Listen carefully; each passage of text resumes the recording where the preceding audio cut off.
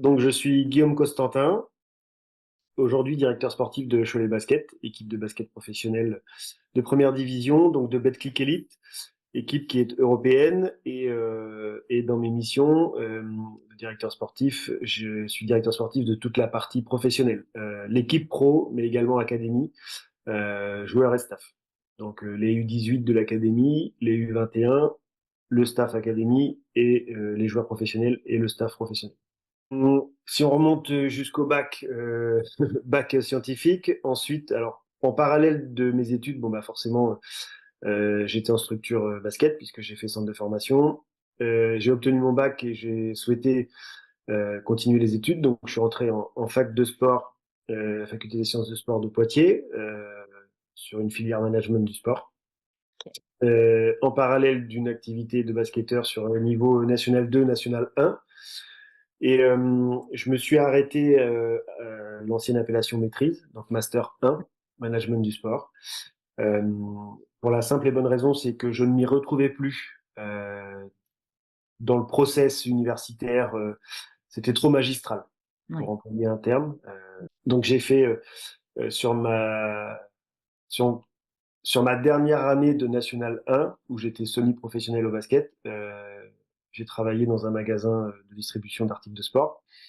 euh, Intersport, pour ne pas le citer. Et en discutant avec le responsable à ce moment-là, on a remis en route un petit peu l'activité club, donc qui est une issue ou un débouché de la formation management du sport. Euh, et donc j'ai fait ça à mi-temps sur ma dernière année de N1. Et puis ensuite, sportivement, j'ai eu la chance d'être champion de N1, donc passé professionnel ensuite. Donc j'ai démissionné et je suis passé professionnel. Et puis bah, j'ai joué jusqu'à l'âge de 37 ans, donc sur bah, les plus hauts niveaux français. Euh, et donc à la fin de ma carrière, je devais, dans le club où j'ai terminé, avoir un débouché, un poste de reconversion. On va résumer en disant qu'il y a eu un petit couac et ce même été, l'université Grenoble-Alpes, en parallèle avec la Ligue nationale de basket, a créé le diplôme de directeur sportif.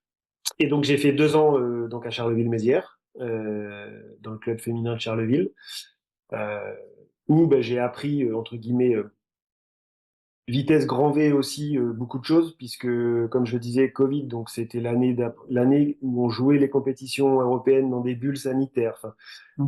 bref, au final, ces choses-là, personne ne les avait vécues avant.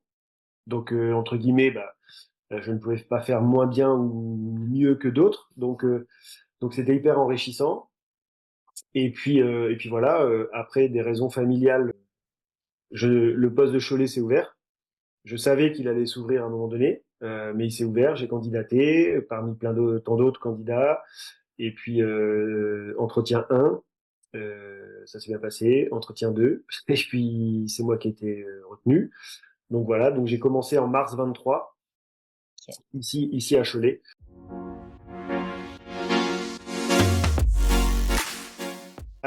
On s'en rend pas compte peut-être tout de suite, mais oui, parce que ben, moi, il est arrivé des moments où il faut prendre une décision, il faut prendre la parole devant le groupe, il faut emmener le groupe avec soi, ou en tout cas trouver les moyens d'eux. Donc oui, oui. Et c'est déjà un peu pour ça que j'avais mis, moi, un stop à la fac, c'est que j'avais besoin de concret quelque part. Mm.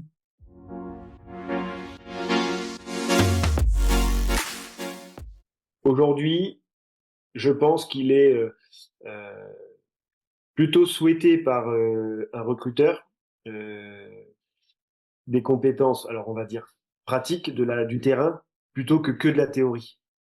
Euh, et ça aujourd'hui, j'ai pas peur de le dire. Si j'avais à refaire mon parcours, je ne referais peut-être pas la fac des sciences du sport, ou en tout cas pas sur quelque chose d'aussi général. J'irais peut-être chercher euh, un master vraiment spécifique dans un domaine.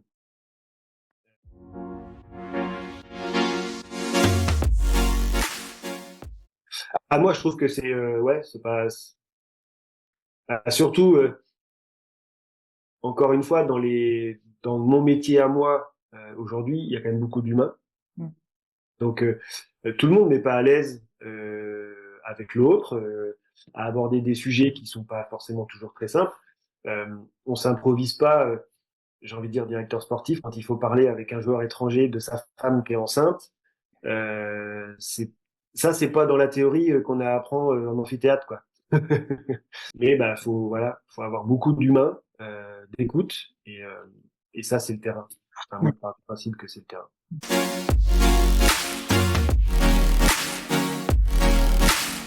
Euh, alors je dirais des gens qui ont un passé de basketteur, mais ou en tout cas proche du basket. Je dis pas forcément qu'il faut que la personne elle ait été professionnelle, mais il faut quand même qu'elle ait côtoyé le milieu professionnel. Euh, et puis, ce que je viens de dire à l'instant, il faut un profil humain plus euh, à l'écoute.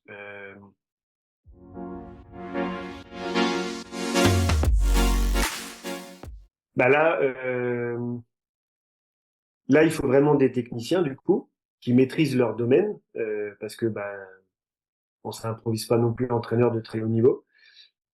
Mais plus on va vers le très haut niveau, plus il faut que ce soit aussi des managers. Parce que si je prends l'exemple de notre structure à nous, on a un coach principal.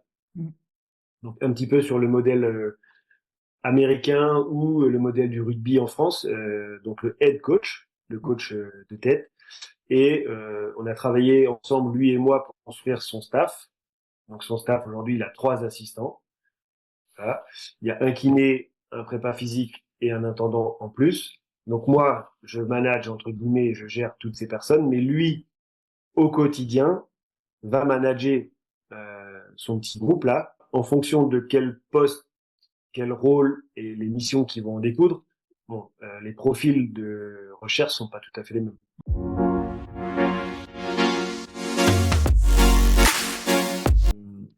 Maintenant, la prochaine étape, ça sera sûrement un team manager ou une personne qui est là au quotidien. Euh, c'est le cas chez nous. On a salarié quelqu'un il y a 1 an sur au quotidien s'occuper de l'intendance du groupe pro.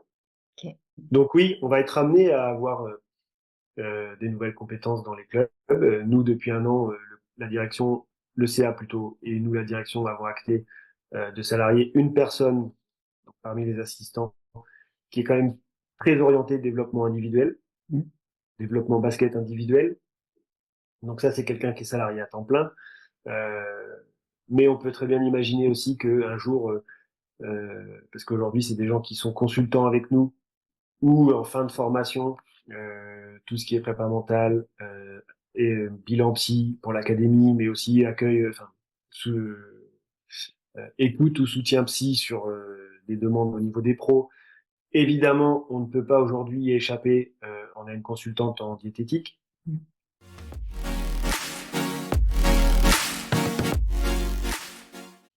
Aujourd'hui, moi, bah, mon staff me demande des capteurs GPS, machin, tout ça. On en discute, je les entends discuter de façon que j'entende, ils sont pas fous. Mais aujourd'hui, je manque de moyens financiers pour acheter le matériel et humains et indirectement financiers pour avoir la personne qui va se charger parce que ça demande à une personne à temps plein.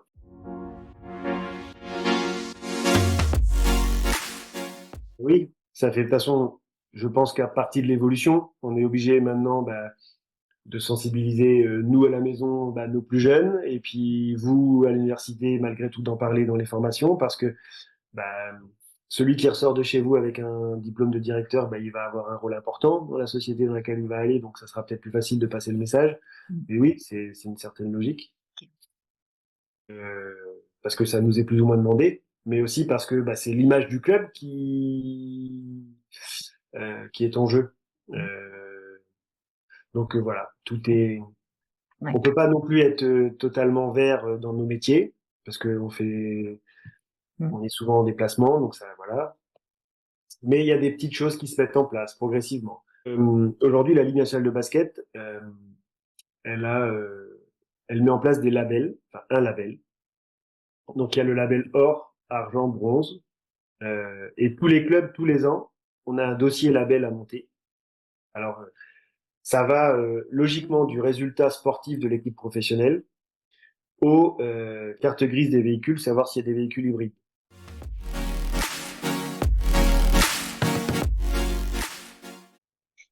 pas simple. C'est pas, par exemple, un métier où ce que l'on fait au quotidien, c'est du concret, c'est factuel.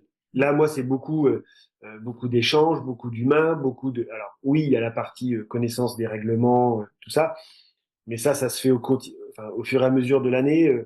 Tous les débuts de saison, on reçoit une note avec les évolutions réglementaires, tout ça. Donc, on se met à jour entre guillemets comme ça, et puis euh, donc c'est plus compliqué dans ma branche de me dire c'est bien d'avoir une mise à jour ou d'avoir une valorisation ou une revalorisation. Par exemple, les entraîneurs, eux, ils ont ça. Ouais. Mais les entraîneurs, comme je disais tout à l'heure, c'est quand même tellement technique que je trouve que c'est important. Au même titre que, par exemple, les arbitres. Leur mise à jour, bah, ils sont tellement impliqués physiquement que bah, il faut aussi que, du coup, dans leur mise à jour, il y ait cette mise à niveau physique, ou en tout cas, qu'ils soient toujours au niveau.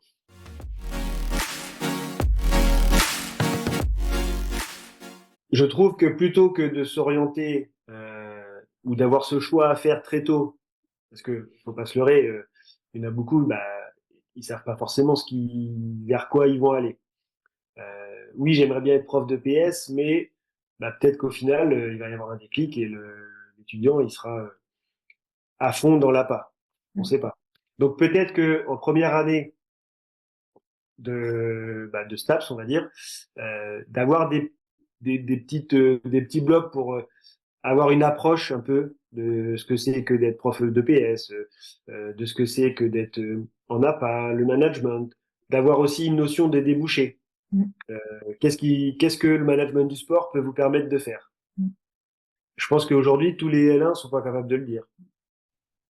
Peut-être que d'avoir des petits blocs d'information ou d'enseignement, et puis c'est pas perdu parce que comme je le disais, bah il y a toujours un peu de management dans toutes les activités, il y a de l'humain dans tout, il y a la notion du sport, bah quand même des règlements. Enfin, Mm. une année dans ma carrière, on a eu la ligue avait mis en place en lien avec la Croix-Rouge des modules de PSC1. Mm. Et donc tous les clubs, ça avait été banalisé par la ligue. On avait une journée et demie de formation, les joueurs pros, et puis à la fin de la journée, on avait notre PSC1. Il y a de la théorie, on vous explique. Mm. Alors sur mannequin, certes, on vous explique. Mm. Et ben pour l'avoir, il faut faire quoi? Ben, il faut se mettre en situation. Mm. On nous dit dans l'oreille, ben voilà ce qui s'est passé comme accident. Je caricature un peu, mais comment vous réagissez? Mm. D'avoir des années de fac où c'est des polycopiés, c'est des cours théoriques, des cours magistraux. Ben, le jour où on est sur le terrain,